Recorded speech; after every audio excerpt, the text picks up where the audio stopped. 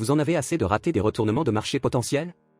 Ne cherchez pas plus loin que cette stratégie de négociation par bloc d'ordre. Cette méthode puissante peut vous aider à identifier les points d'inflexion clés du marché et à tirer parti de positions commerciales rentables. Dans cette vidéo, nous vous montrons étape par étape comment mettre en œuvre cette stratégie, y compris les techniques clés à utiliser. À la fin de cette vidéo, vous disposerez des connaissances et des outils nécessaires pour améliorer potentiellement vos résultats de trading sans aucun indicateur et trouver ces insaisissables retournements de grande qualité. Ne manquez pas cette précieuse opportunité et cliquez sur le bouton « J'aime », « Je m'abonne ».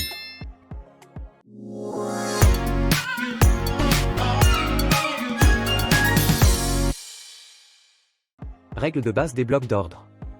Permettez-moi d'expliquer les principes fondamentaux qui régissent les blocs d'ordre dans le cadre du concept de l'argent intelligent. Essentiellement, un bloc d'ordre est une zone dans laquelle la dernière bougie a été inefficace. Il est généralement admis que cette bougie particulière est la bougie clé dans le processus de prise de décision.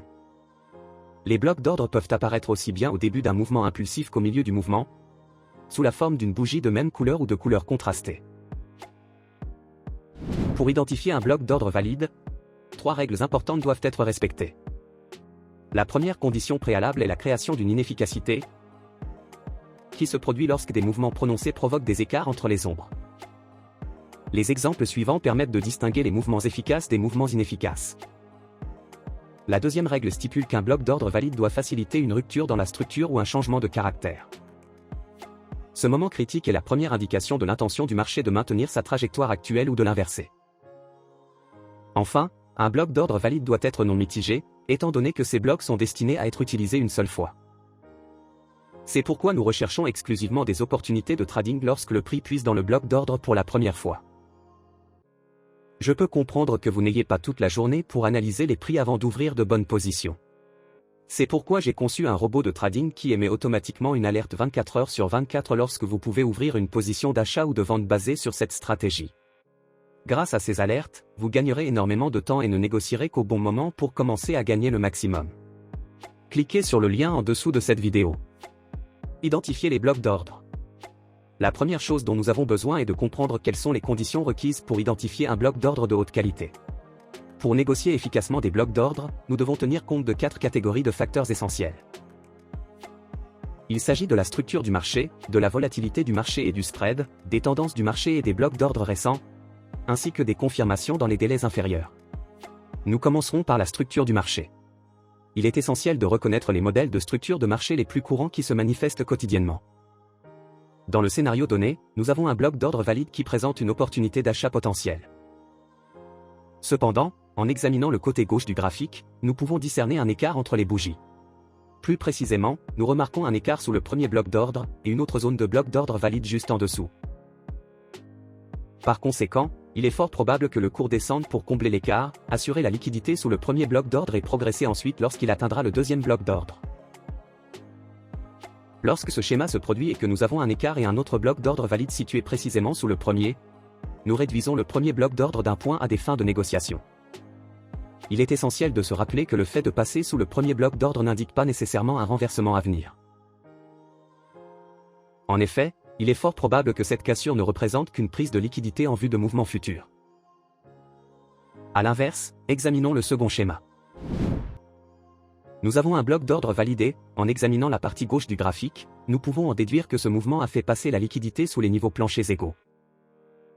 Cette action peut servir de carburant pour les mouvements futurs. Lorsque ce schéma émerge, et que nous avons un bloc d'ordre qui s'empare de la liquidité au-dessus ou en dessous des points bas et hauts égaux, nous lui attribuons un point de plus pour la négociation. Examinons un exemple baissier de l'échelle de temps d'une heure BTC-USDC. Comme nous pouvons le voir, il y a une tendance baissière évidente en cours.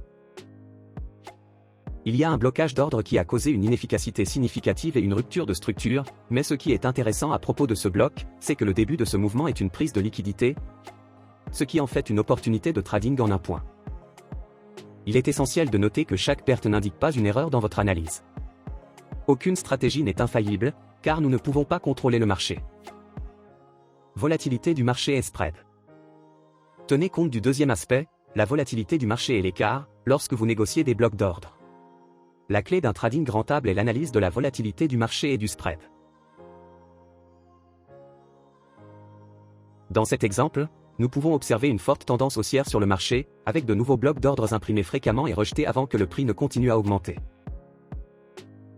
En revanche, dans le deuxième exemple, nous avons une zone de blocs d'ordre valide, mais le marché a déjà établi plusieurs zones de demande qui ont ensuite été cassées à la baisse. Certains traders peuvent considérer ces zones comme des opportunités de liquidité et de position d'achat, mais il est important de noter que l'offre a pris le dessus dans ce scénario. Par conséquent, il serait probablement inefficace de négocier ce bloc d'ordre sans confirmation adéquate. Confirmation. En ce qui concerne la négociation des blocs d'ordre, le troisième facteur crucial à prendre en compte est la confirmation sur les échelles de temps inférieures. Les confirmations permettent d'éviter les pertes inutiles au cas où le marché choisirait d'ignorer les blocs d'ordre. En outre, le fait d'avoir une raison d'entrée solide comme confirmation dans notre arsenal de négociation peut renforcer notre confiance dans l'exécution des transactions. Il est important de noter que la stratégie de négociation des blocs d'ordre n'est pas limitée à un cadre temporel particulier. Même après avoir repéré des blocs d'ordre sur des cadres temporels plus élevés, nous continuons à zoomer sur deux cadres temporels plus bas pour trouver des confirmations et des points d'entrée. Par exemple, lorsque nous utilisons les graphiques de 4 heures, d'1 heure et de 15 minutes comme cadre temporel supérieur, nous recherchons des motifs d'entrée dans les graphiques de 15 minutes, de 5 minutes et d'1 minute, respectivement. Règles d'entrée. Plusieurs configurations d'actions de prix peuvent être utilisées pour confirmer les blocs d'ordre de trading.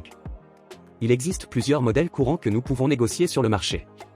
Dans un premier temps, nous attendons que le marché confirme notre bloc d'ordre sur un horizon temporel plus élevé et que l'action des prix indique son prochain mouvement. La première chose que nous recherchons est un changement de caractère, qui signale la fin d'une tendance baissière à court terme et la possibilité d'un mouvement haussier. Une fois que le marché affiche un changement de caractère, nous procédons à l'exécution de notre transaction. Nous observons généralement deux schémas communs et nous plaçons nos ordres en conséquence. Le premier schéma implique que le changement de caractère crée de l'inefficacité et un bloc d'ordre valide.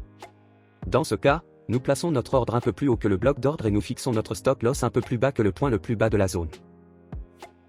Nous utilisons une technique simple de prise de bénéfice pour obtenir des ratios risque-récompense élevés sans trop de tension. Si nous prévoyons avec précision une hausse des prix, nous ajustons notre stop loss pour suivre la structure du marché en le plaçant en dessous de chaque nouveau point bas plus élevé. Cette stratégie nous permet de capitaliser sur des transactions rentables jusqu'à ce que nous atteignions une zone d'offre à un horizon temporel plus élevé, où nous pouvons sortir du marché avec nos gains. Résumé. Aujourd'hui, nous avons appris comment améliorer nos résultats de trading sans aucun indicateur en utilisant la stratégie de trading locking order. Cette méthode puissante permet d'identifier les points de retournement clés du marché et les modèles de trading rentables sur n'importe quel cadre de temps ou paire. Cependant, il est important de tester et de déterminer quelle paire est la mieux adaptée à vos stratégies. J'espère que vous avez apprécié cette vidéo. Si c'est le cas, laissez un like et abonnez-vous à la chaîne. Vous ne manquerez pas mes prochaines vidéos sur d'autres stratégies de trading. Merci de votre attention.